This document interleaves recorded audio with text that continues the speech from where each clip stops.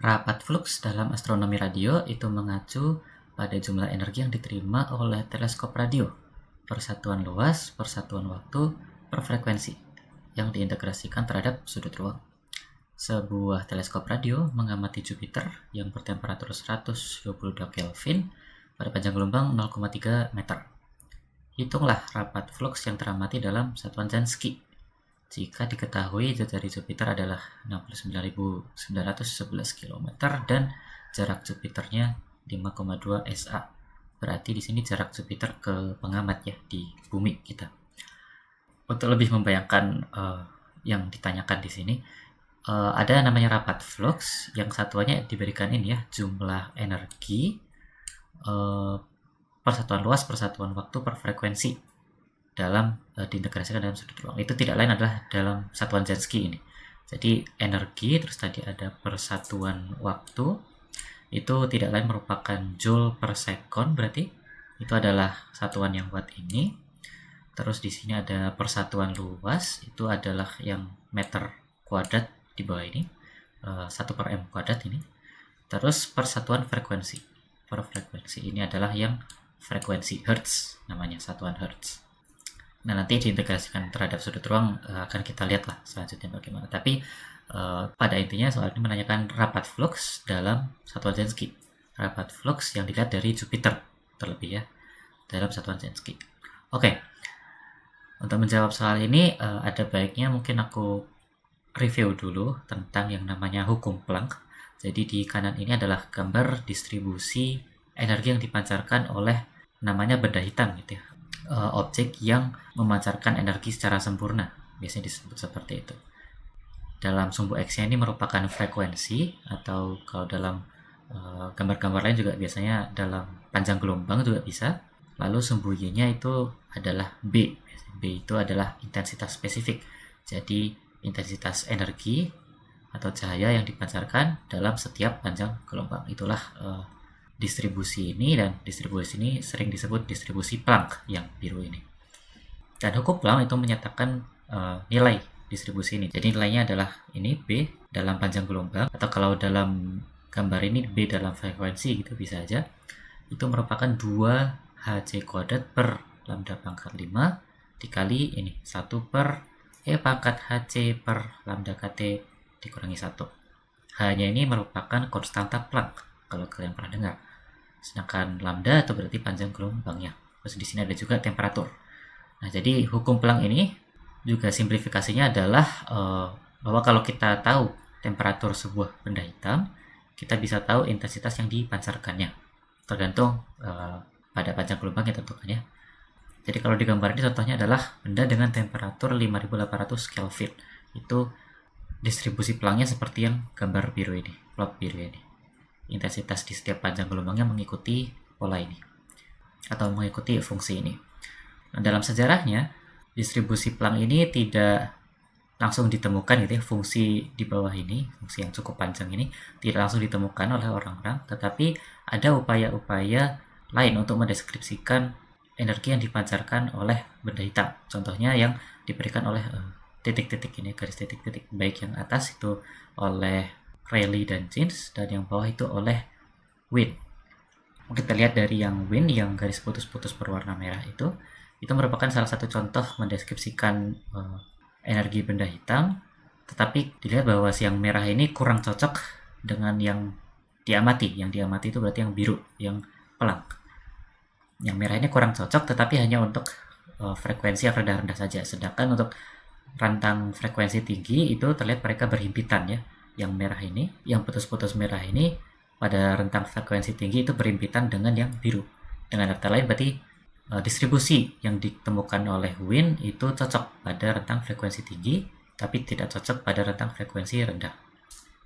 Nah, itu kebalikannya dengan Rayleigh-Jaynes. Rayleigh-Jaynes menemukan sebuah distribusi atau sebuah fungsi yang berhimpitan dengan yang teramati itu pada rentang frekuensi rendah. Jadi di dekat rentang frekuensi 0 ini ya, itu dia berhimpitan dengan yang Planck yang teramati, tapi kemudian semakin tinggi nilai frekuensinya dia akan semakin menjauh gitu. Artinya semakin tidak akurat fungsi yang ditemukan oleh Rayleigh-Jaynes ini. Nah, sehingga Sebenarnya untuk mendeskripsikan energi yang dipancarkan benda hitam itu kita paling akurat akan menemukannya dengan fungsi Planck. Fungsi Planck tadi yang aku tulis di sini, kita punya temperatur, terus bergantung pada panjang gelombangnya, intensitasnya bisa dihitung. Ini yang lain konstanta saja ya, H dan C ini, dan ada juga K. Jadi ini bisa langsung dihitung intensitasnya. Nah tetapi dalam astronomi radio yang ditanyakan pada soalnya astronomi radio, itu ada trik yang dapat mempermudah perhitungan. Karena ini tadi hukum Planck ini cukup rumit rumusnya, jadi bisa disederhanakan kalau dalam astronomi radio. Alasannya adalah astronomi radio itu hanya berhubungan pada ranah panjang gelombang yang tinggi atau frekuensi yang rendah. Jadi dia hanya pada rentang yang dekat-dekat dengan titik nol ini kalau digambar ini. Jadi dia ada di frekuensi rendah. Nah, jadi astronomi radio itu bisa diaproksimasi dengan hukum yang ditemukan oleh Rayleigh-Jeans yang bunyinya adalah seperti di bawah ini.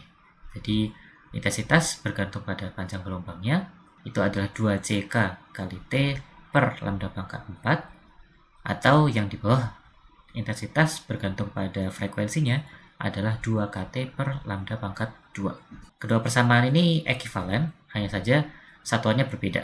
Jadi yang atas ini intensitasnya adalah dalam watt kali sepermeter kubik kali steradian, ini adalah satuan sudut ruang.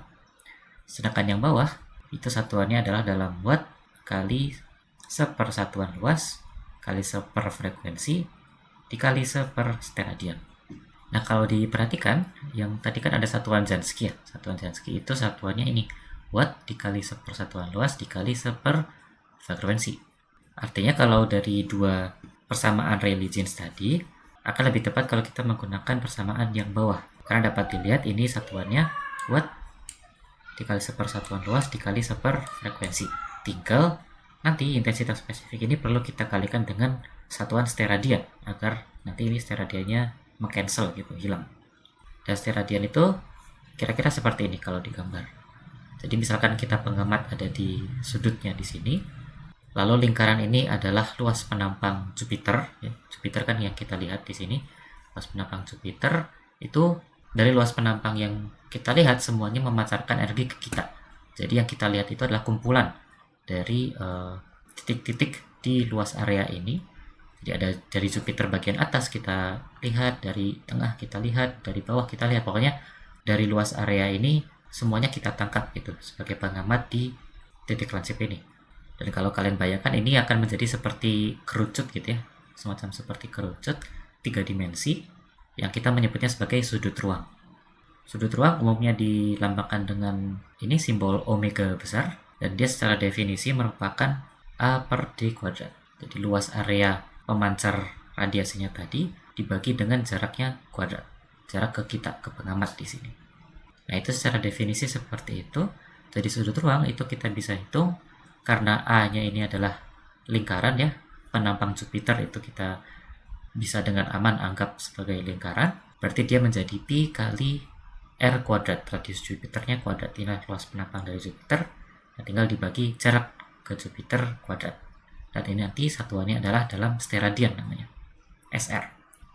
Nah jadi untuk menghitung yang ditanyakan di sini adalah rapat flux, ini sering disimbolkan sebagai S saja, itu kita perlu mengkalikan intensitas cahaya, atau kalau dalam astronomi radio di sini berarti intensitas sinyal biasanya disebut, intensitas sinyal dikali dengan sudut ruang yang datang dari si Jupiter. Berarti ini dijabarkan menjadi 2kT per lambda kuadrat, ini dipakai yang bawah ini, dikali dengan pi r kuadratnya Jupiter per jarak Jupiter kuadrat. Nanti kalian bisa cek bahwa satuannya ini kalau dikali antara dua rumus ini akan menjadi Jansky, akan dapat dikonversi menjadi Jansky. Oke, berarti tinggal dimasukkan saja karena kebetulan dikasih tahu juga di soal ini. Jadi 2 kali K konstanta Boltzmann di sini 1,38 kali 10 pangkat min 23 kali temperaturnya dari Jupiter itu 122 dibagi lambdanya adalah panjang gelombang yang dipakai yaitu 0,3 meter. Semua itu dikali pi kali radius Jupiter kuadrat dibagi dengan ini jarak Jupiternya yang 5,2 SA, satuan astronomi itu diubah ke meter lebih tepatnya. Di sini aku langsung konversi ke meter jadi 1,49 kali 10 pangkat 11. Dan ini semua bisa kalian hitungnya di kalkulator. Hasilnya adalah sekitar ini 9,56 kali 10 pangkat 28. Dan sekarang satuannya itu sudah watt kali 1/m kuadrat kali 1/hertz. Dan ini kalau dimodifikasi sedikit, biar yang 10 pangkatnya di belakang ini jadi 10 pangkat min 26, itu berarti komanya di sini maju 2 gitu ya. Maju 2, hasilnya adalah ini 0,0956 aslinya kali 10 pangkat min 26. Dan kalau udah gini, udah kita konversi ke Jansky, karena tadi 10 pangkat min 26 itu 1 Jansky. Jadi ini tinggal dihilangkan 10 pangkat min 26 nya biar menjadi satuan Jansky, dan kita menemukan dia adalah 0,09. Jadi jawabannya yang lebih paling dekat adalah yang C di sini. Jadi itu tadi, ketika kita meninjau radiasi dari suatu benda itu kita pakai hukum Planck.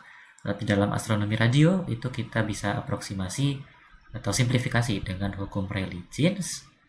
Mengkalikannya dengan sudut ruang nanti akan menghasilkan yang namanya rapat flux.